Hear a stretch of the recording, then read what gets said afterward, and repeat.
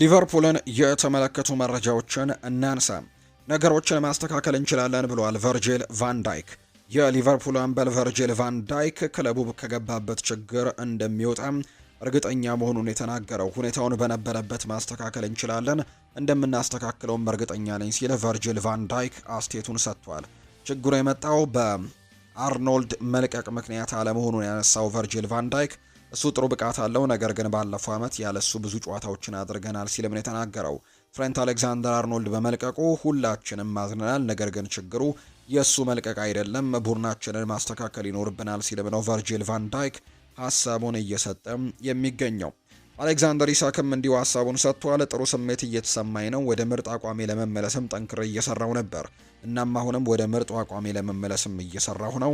እዛ ወጥቶ መጫወትም ጥሩ ነገር ነው። የተሻለ ውጤት መጠበቃችሁን ቀጥሉ። አሁንም በትልቁ መስራታችንን እንቀጥላለን ሲልም ጭምር ነው አሌክዛንደር ኢሳክ ሀሳቡን እየሰጠም የሚገኘው። ሌላኛው እንግዲህ አሰልጣኝ አርነ ስሎትም ስለ አሌክዛንደር ኢሳክና ስለ ሙሐመድ ሰላህ አንዳንድ ጉዳዮችን አንስተዋል። መጫወት በቀጠሉ ቁጥርም እየተግባቡ ይመጣሉ። በሁለተኛው አጋማሽ አጥቂዎቻችን ከመጀመሪያው አጋማሽ በተሻለ ቦታ ላይ መገኘት ችለዋል። ለእኔ የመግባባት ችግር ወይም ደግሞ ጊዜ የሚያስፈልገው ነገር አይደለም። እንደማስበው ከሆነ ማድረግ ያለብን ነገር በቢውልድ አፕ ላይ የተሻለ መሆን ይኖርብናል። ለመግባባት ጊዜ ያስፈልጋቸዋል የተወሰነ ሲልም ነው ሀሳቡን የሰጠው። ቨርጂል ቫን ዳይክ ይቀጥልና አሁንም መስራት ያለብን ብዙ ነገሮች ያሉ፣ በእግር ኳስ በ3 ወይም በ4 ቀኖች ነገሮች እንደሚለወጡ እናውቃለን። ነገር ግን መጀመሪያ እዛ ለመድረስ መስራት ይኖርብናል። ያለፉት 7 ወይም 8 ቀናቶች በጣም ከባድ ሆነውብናል። ነገር ግን ከስታፉና ከደጋፊዎች ጋር ነገሩን መቀየር የምንችለው እኛ ነን። በዚህም መተማመናለሁ ሲል የተናገረው። ነገር ግን የምንኖርበት ዓለም የሰው ልጅ ላይ ጩኸት የሚበረከትበት ዓለም ነው። ይህንንም መቋቋም መቻል ይኖርብናል። መስራታችንን መቀጠል የኛ ኃላፊነት ነው። ጥሩ ውጤት ማስመዝገብ፣ በአንድ ላይ መቆምና በራሳችን መተማመንም የኛ ኃላፊነት እንደሆነ ማውቃለሁ ሲልም ጭምር ቨርጂል ቫን ዳይክ ይናገራል። ባለፈው ዓመት ሁሉም ሰው ደስተኛ እንዲሆን ያደረግንበት ነገርም ማድረግ አለብን። አሁን ትንሽ ከባድ የሆነ ጊዜን እያሳለፍን ነው፣ ነገር ግን በፍጥነት መቀየር ይቻላል።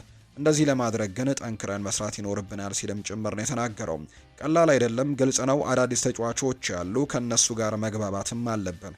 ነገር ግን እዚህ ላይ ብቻ ትኩረት ማድረግ የለብንም። የሁሉም ነገር ድምር ነው። ጠንክረን ሰርተር ይህንን ነገር መገልበጥም የኛ ኃላፊነት ነው።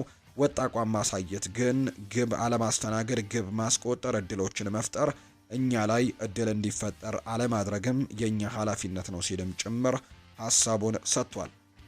ቫን ዳይክ ይቀጥልና ከመቼውም ጊዜ በላይ የደጋፊዎቻችን ድጋፍ ያስፈልገናል። ከመቼውም ጊዜ በላይ ከጎናችን እንድትቆምም እንፈልጋለን ሲልም ጭምር ነው ቨርጂል ቫን ዳይክ የተናገረው። አርሰናልን የተመለከቱ መረጃዎችን ደግሞ ወደ እናንተም እናደርስ። አርሰናል የክሪስቲያን ሞስኩዌራን ፊርማ እንደ ትልቅ እድል ይመለከተዋል ተብሏል። አርሰናሎች ለስፔናዊው የኋላ መስመር ተጫዋች ክሪስቲያን ሞስኩዌራ እንግዲህ ማምጣታቸውና ሜዳ ላይ ደግሞ እያሳየ በሚገኘው ብቃት እጅጉን መደሰታቸውን፣ እጅጉን መደነቃቸውን የሚያሳዩ ዘገባዎች ናቸው አሁን ላይ በትልቁ እየወጡ የሚገኙትና አርሰናል በክሪስቲያን ሞስኩዌራ እንቅስቃሴ በጣሙን ተደንቋል። እንዲሁ ደግሞ የአርሰናል አሰልጣኝ ስታፍና ተጫዋቾቹም ጭምር በተጫዋቹ እንቅስቃሴ በጣም ደስተኛ መሆናቸው ነው እየተነገረ የሚገኘው።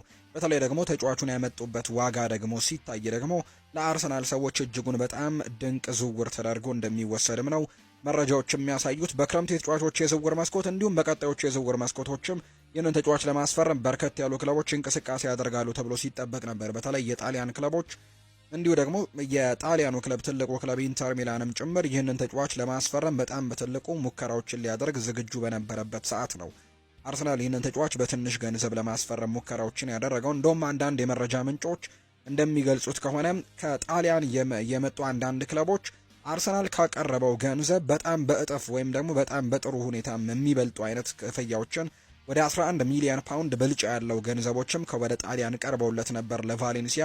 ነገር ግን የተጫዋቹ ፍላጎት ሙሉ ለሙሉ ወደ አርሰናል መዘዋወሩን መሆኑን ተከትሎ ወደ አርሰናል መዘዋወር ችሏል። አርሰናልም የተጫዋች በሜዳ ላይ እያሳየ በሚገኘውና በተለይ በአንዳንድ ጨዋታዎች ላይ ሰሞኑን ዊሊያም ሳሊባ ባልነበረባቸው ጨዋታዎች ላይ ሜዳ ላይ ገብቶ ጥሩ እንቅስቃሴዎችን ማሳየቱ ለአርሰናል ትልቅ ዝውውር እንዲሆን እንዳደረገለት ጭምር ነው ፋብሪዚዮ ሮማኖ መረጃውን እያጋራ የሚገኘው። ሌላኛው ከአርሰናል ጋር በተያያዘ ሀሳቡን የሰጠው ጄሚ ካራገር ነው።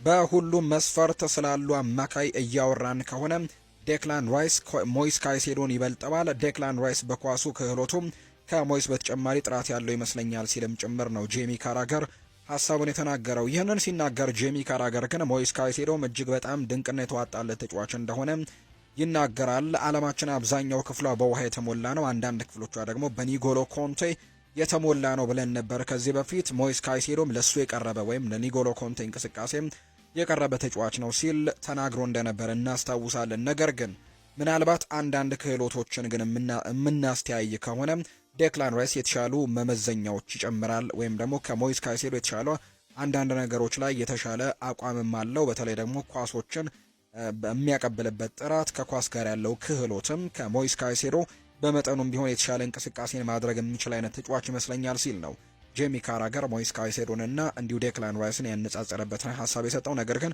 ሁለቱም ተጫዋቾች በጣም ድንቅ እንደሆኑ ጭምር ነው የተናገረው።